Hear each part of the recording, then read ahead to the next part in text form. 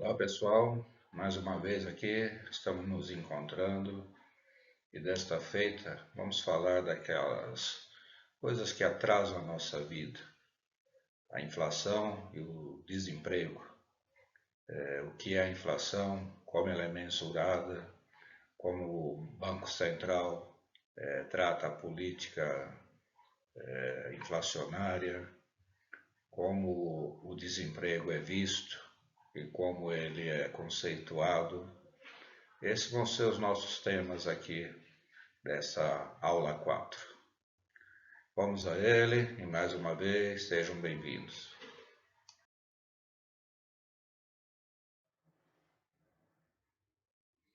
Inflação. Inflação, segundo a definição que está aqui no slide, é o aumento persistente do nível de preços, que é representado por um índice que projeta a variação desses preços na cesta básica de bens e serviços para as famílias. Isso quer dizer que esses indicadores inflacionários são mensurados por essa cesta de serviços e bens,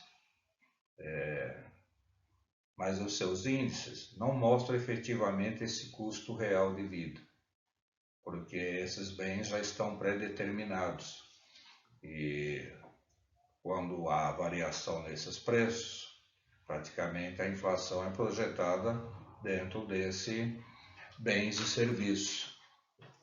Por isso que o consumidor, quando faz as suas compras, mesmo quando a inflação está baixa, ele está insatisfeito, porque ele não vê, ele não sente isso no bolso. E isso é um reflexo dessa medição aí que é feita nessa base de bens e serviços. Esses índices que medem a inflação são vários. Tem INPC, IPCA, que são medidos pelo IBGE, IGPM, IGPDI, que são medidos pela Fundação Getúlio Vargas, IPC, que é medido pela FIP, o ICF, ICV, quer dizer, que é medido por Diese, e o CUB, que é medido pelo Sinduscons, e a obrigação desse controle é feita pelo Banco Central. Como dissemos lá anteriormente, o Banco Central tem o controle e ele que executa as políticas monetárias nacionais, que são normatizadas por sua vez pelo Conselho Monetário Nacional. E as taxas de juros são controladas pelo Comitê de Política Monetária do Banco Central, o famoso Copom. A gente sempre tem essa perspectiva, se vai aumentar os juros, se vai aumentar ou diminuir a taxa Selic, é o Copom que trata disso aí. Quando o Banco Central aumenta a oferta de moeda no país e diminui as taxas de juro, o objetivo é fazer crescer a economia e expandir o consumo. Quando isso acontece, nós dissemos que foi aplicada uma política monetária expansionista. Do contrário, quando é aplicada uma restrição aí pelo Bacen, com o objetivo de diminuir a quantidade de moeda em circulação, né? Isso é feito para o desaquecimento e a manutenção da economia, para que seja controlada a inflação. E isso, na verdade, vai possibilitar depois uma revitalização do consumo, né? Ok?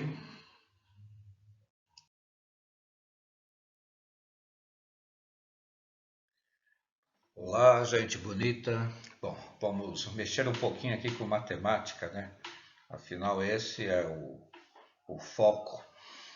Nós vamos aqui, ó, apresentar aqui um cálculo sobre da inflação acumulada num certo período de tempo.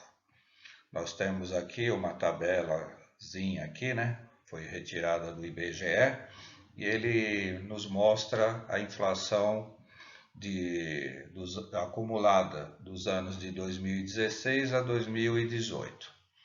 Em 2016 tivemos 6,29, em 2017 2,95, 2018 3,75. Para fazer esse cálculo aqui, inflação acumulada é uma expressão, na verdade. Isso aqui tudo é uma expressãozinha lá que você viu lá no colegial e também muito lá no ensino fundamental. Aqui abrimos uma chave, colocamos um colchete, esse 1 faz parte da própria fórmula, tá? Esse I aqui, ó, refere-se à taxa de 2016 dividido por 100. Então, o que é que nós pegamos aqui, ó? Qual que é a taxa de 2016? É 6,29.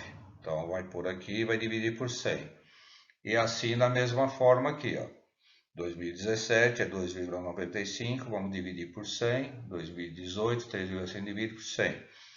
Tá? Esse menos 1 também faz parte da fórmula e o 100 aqui também, tá? Esse xzinho aqui não é incógnita, viu? É invariável. Esse x aqui está representando a multiplicação mesmo. O 2016 aqui mais 1, multiplica o de 2017 mais 1 e multiplica aqui também o de 2018. Então, na substituição, nós temos o que? Como eu disse anteriormente, ó, o 1 mais a taxa de 2016 aqui em 2017, vai pegar a taxa de 2017 dividida por 100, a taxa de 2018 dividida por 100, tá?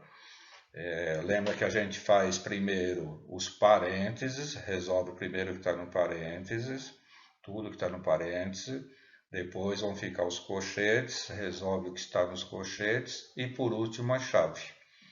Então aqui resolvendo o que ficou no parênteses, ó, ficou assim, ó, 6,29 dividido por 100 deu 0,629, mais 1, tá? 1,06629. Aqui que é referente a 2017, 2,95 dividido por 100 dá 0,0295, mais 1 deu 1,0295. E a mesma coisa aqui de 18. Multiplica-se esses três índices, né? Diminui o resultado dessa multiplicação aqui, ó, vai diminuir de menos 1 e multiplicar por 100. E aí nós teremos a nossa inflação acumulada desses 3 anos aqui. Beleza? Alguma dúvida? Isso aqui é até fácil ver, tem vários sites que falam, mas na verdade é só uma expressãozinha mesmo, tá? Beleza, gente?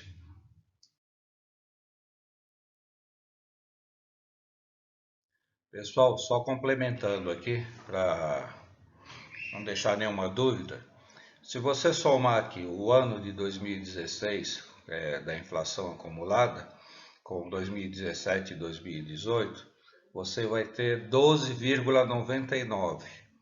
Veja que é diferente aqui, pelo cálculo aqui do índice de inflação acumulada, que dá 13,53.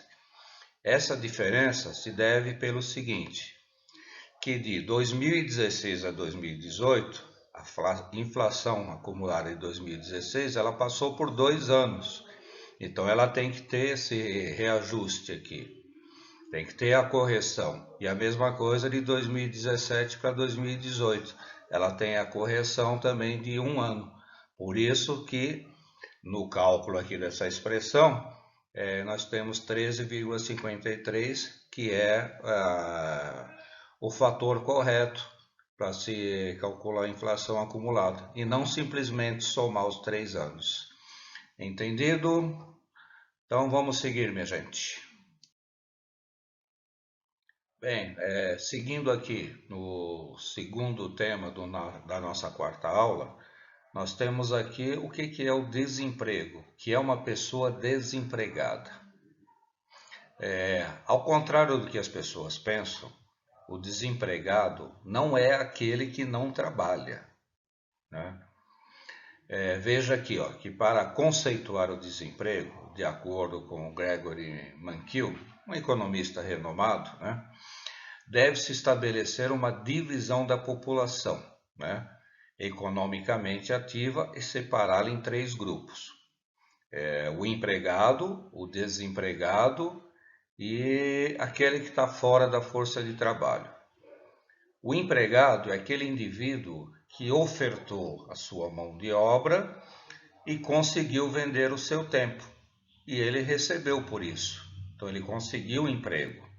O desempregado é aquele que ofertou a sua mão de obra e não conseguiu vendê-la. Então ele, apesar de oferecer o seu trabalho, ele não foi contratado.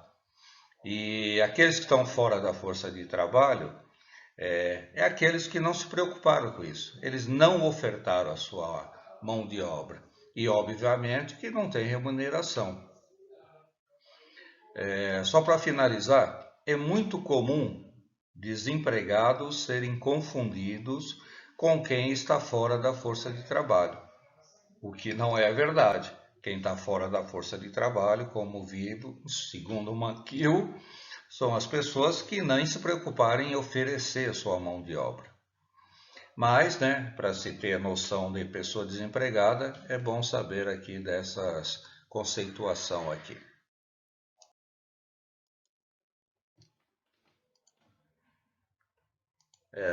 Vamos ver aqui, ó, que a criação de empregos e a taxa de desemprego não são inversamente relacionados. Não é porque existe mais empregos que existirá menos desempregados. Mas o que vem a ser essa relação inversamente aqui proporcional? O que é isso? Vamos explicar primeiro essa relação aqui para prosseguirmos. Vamos supor que um sujeito trabalhe aqui, ó, 20 horas por dia. E ele ganha R$100 nesse dia de trabalho aqui. Aí ele diminui essa quantidade de horas trabalhadas. Vamos supor que ele passe para trabalhar 12 horas por dia. O que vai acontecer com o salário dele? Com certeza vai diminuir. Então vamos supor que ele passe a ganhar 50. Veja a relação que temos aqui, ó. Ele trabalhava 20 horas por dia e ganhava R$100. Ele passou a trabalhar menos, ó, menos. Se ele passou a trabalhar menos, ele vai ganhar menos. Isso é uma relação diretamente proporcional. Se eu trabalho menos, eu ganho menos. Se eu trabalhasse mais, por exemplo, 24 horas por dia, eu iria ganhar mais. Tá vendo?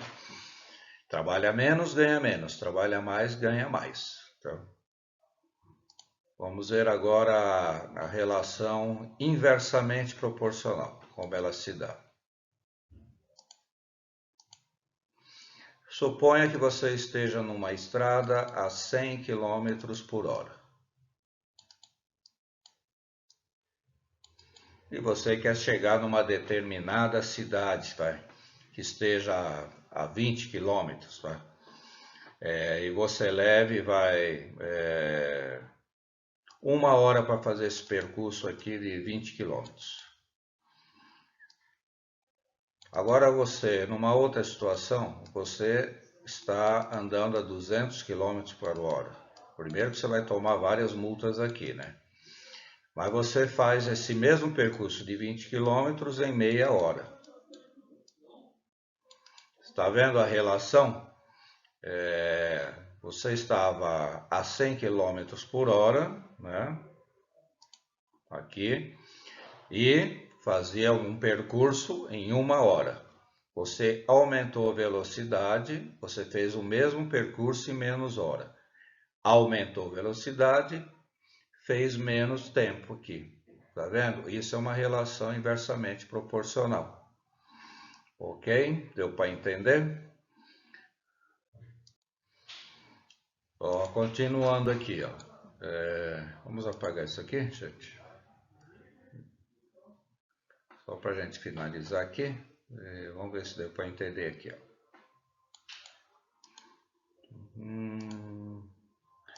Ó, o que está dizendo aqui, ó, que o aumento de emprego reduz o desemprego somente se a quantidade de postos de trabalho superar o número de pessoas que procuram ocupação. Vamos supor se você tem lá 200 pessoas procurando emprego, né? Mas você só põe 100 postos de trabalho. É lógico que 100 pessoas aqui vão ficar de fora desses postos de trabalho. Entendeu? Por isso que está dizendo aqui, ó, que essa relação aqui não é inversamente relacionada. Tá? Para ter aqui um aumento de diminuição de desempregados, esses postos de trabalho têm que se equivaler ao número de desempregados, né? Entendeu? Então, se aumenta desempregado, tem que aumentar postos de trabalho, senão não supera essa defasagem aqui. Agora aqui nós temos a taxa de desocupação, que é a taxa de desemprego. Esta é calculada pela população desocupada, né, dividida pela população de força de trabalho. População desocupada não é todos aqueles que estão desempregados. Na verdade, são aqueles que estão desempregados e junto com aqueles que não estão procurando emprego ou não querem emprego. E a força de trabalho é todos aqueles que têm a capacidade de trabalho. Beleza, gente? Vamos prosseguir aí. Qualquer dúvida, manda pergunta, que isso aqui é um pouquinho meio chatinho, mas é intuitivo. Beleza? Complementando o nosso assunto aqui da taxa de desemprego. Presta atenção que nós vamos falar da taxa de desemprego. Taxa de desemprego pode ser alta ou pode ser baixa. Quando a taxa de desemprego é alta, é porque temos menos empregos, né? E quando ela é baixa, é porque tem mais pessoas empregadas. Dois aspectos aqui imperam aqui para a gente ter uma taxa aqui de desemprego de forma não real. Nós temos a subestimação dessa taxa de desemprego. O que quer dizer isso? Quer dizer que essa taxa de desemprego aqui, quando ela é subestimada, quer dizer que ela é menor. Ela se apresenta de menor. Isso quer dizer, se ela se apresenta menor, é porque tem mais empregos. Existem aqui duas situações que incorrem para essa apresentação. Pessoas, por exemplo, que estão empregadas, mas estão insatisfeitas. Por outro lado, nós temos as pessoas desalentadas. Essas pessoas desalentadas são aquelas que pararam de procurar emprego. Se elas pararam de procurar emprego, elas não vão ser computadas. E isso dá uma subestimação dessa taxa de desemprego. Já na superestimação, acontece o inverso. A taxa de desemprego é superestimada, quer dizer, ela é aumentada. E nesse aspecto, existem aquelas pessoas que fingem que estão procurando emprego. Então essas pessoas aqui, na verdade, elas não querem trabalhar, elas só fingem que estão. Então quando são questionadas, elas são apresentadas como desempregados. E por outro lado, existem aquelas pessoas que estão na economia informal e se declaram como não empregados, porque eles não têm a carteira assinada, então eles acham que não estão empregados. Ok?